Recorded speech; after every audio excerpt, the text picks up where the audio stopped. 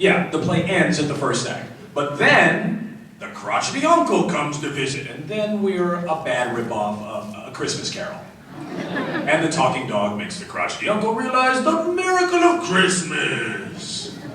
And then it's New Year's, 1959, and then it's the 60s, and everybody's gonna smoke drugs and take skydiving classes. It was really bad. So after that, I almost quit acting.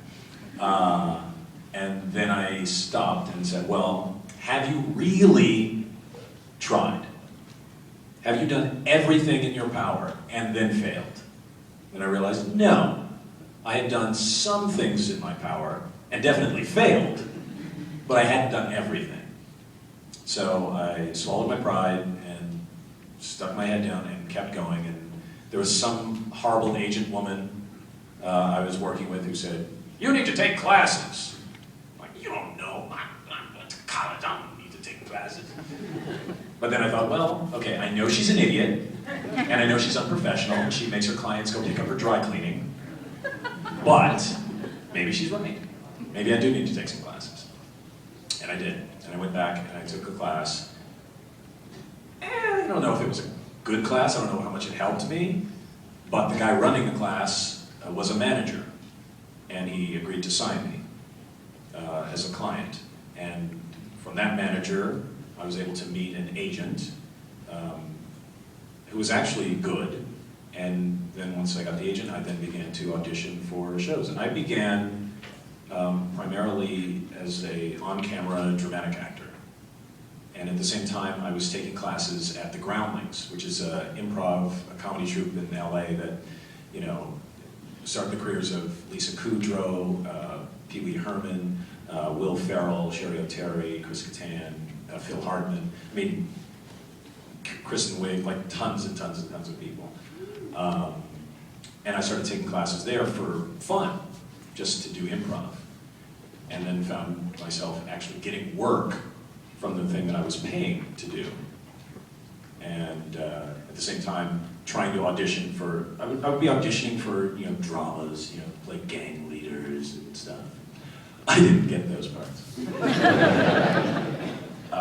But I started getting comedy work from the Groundlings, and slowly but surely started to make a living. And then for about 4 years, I kept saying, I should get into voiceover. Or people would say, you should get into voiceover. I was like, I should get into voiceover. And I did. And then I got onto Mad TV, and then I really did.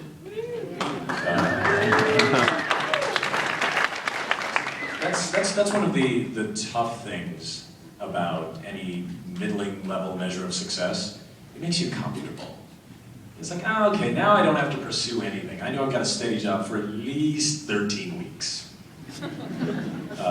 But that's the other thing. That's why any level of comfort is never really good, because everything is temporary. No matter what show you think you're on, no matter how good you think you are, anything can be canceled or have you be replaced. There's a new Batman! Goodbye! Everything is temporary. But Mad TV did afford me the opportunity to start doing animation, because Corky Quakenbush did these claymation pieces. Anybody ever seen any of the, like Raging Rudolph? It was a parody of the old Rankin and Bass claymation Christmas specials. Yeah, Clops. And so we all, the cast of Mad TV, voiced those, and that was really where I got, I think, the majority of my experience behind a microphone. And then, after a couple of years of that, I actually started auditioning for real cartoons. And I was sort of ready, you know, just by happenstance. And then I got very, very, very lucky in working on a bunch of shows, Weekenders, Static Shock, Futurama, Samurai Jack. Those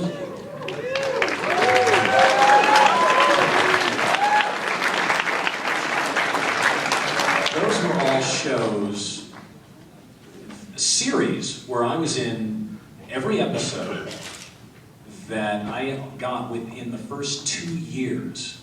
in working a voiceover. That's statistically unheard of. You know, to have that many good, I mean, that's the other thing. These were all really good shows, you know? And at first I didn't get it. I was like, well, this is how it is. You get a good job playing a fantastic character on something well written by people who are incredibly nice, and they pay you money, and you have things that you're really proud of and that you can watch all the time, right? That's show business. And then I had to do Clifford the Big Red Dog. Which again is not, I mean, that's not a bad show, that's not horrible, but I ain't gonna watch it. But yes, later I realized, oh, not everything is as good as these things I got to start out on. But now I feel like I'm talking a lot.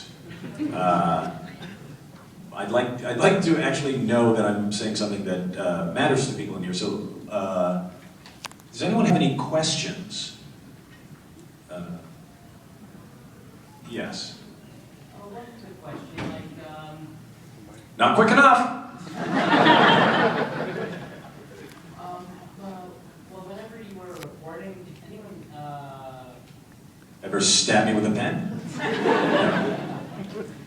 like sound bombing? Like you're recording, and this was gonna happen, but you said it's something drastically different. One of the other people that I'm recording with to do something that I wasn't expecting, like something that's not written down. Yeah, like, hey dude, and then just something drastically extreme than that.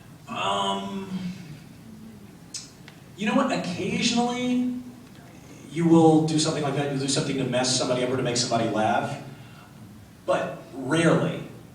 Because the thing is, we do mess around a lot, but usually you mess around in between takes. When they're rolling, you kind of don't want to be the person to blow the take, even if it would be really funny. But if somebody flubs, and you know the take is already blown, then you can come in with something. It's like, well, I've got to get my flight pattern. Well, you got to get your flight pattern, because you know it's. But yeah, generally that's sort of one of the unspoken things. Like, I'm not going to be the one who makes us do another take, just in case we're running late. You know, you don't want to be the one responsible. Yes. What was it like getting shot by John Travolta? Oh, that's funny. Somebody asked me that the other day. And my standard answer is, I don't know. I try never to be there when I'm getting shot in the face. And in Pulp Fiction, I actually wasn't. There was a scene that we shot where I was in the back of the car, and Quentin Tarantino and a cameraman were in the front seat. And then there was a scene where Sam Jackson and John Travolta were in the front of the car, and a cameraman was in the back seat. But there was never a time when all three of us were in the car together. So I never had to have the gun pointed in my face, thankfully. Yes? How often do they give you time to prepare when you do voice work? When they introduce the character you're going to do, how often do they let you test out new voices for that character? Well, there's two aspects of it. Usually, you'll get a script, depending on how how far in advance they have it. There's usually a day or a few days ahead of when you're recording, so you can read through it and figure out what you think you can do. Then, of course, once you come in, it's sort of a fluid process between the actor, the director, and the producers about trying to find something that you guys all agree is what the character should be.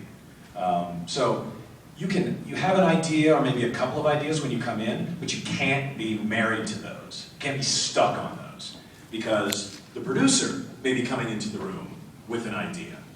And hopefully he's not stuck on his, because, unless by having chance you both are stuck on the same idea, it's going to be very difficult. It's like, well, I always thought he should be like, no, he's more like a deep voice. Like, really? Okay.